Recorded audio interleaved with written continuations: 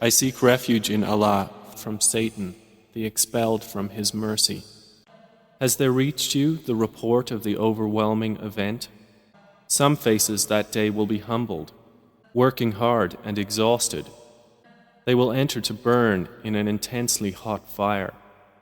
They will be given drink from a boiling spring.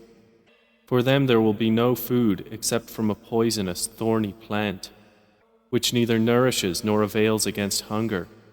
Other faces that day will show pleasure.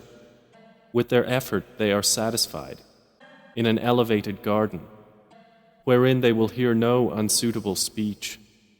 Within it is a flowing spring. Within it are couches raised high, and cups put in place, and cushions lined up,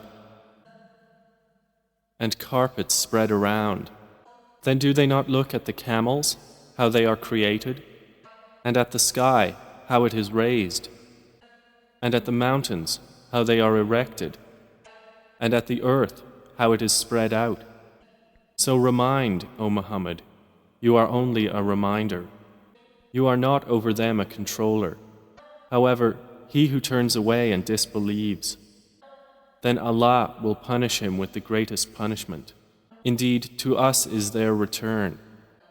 Then indeed, upon us is their account.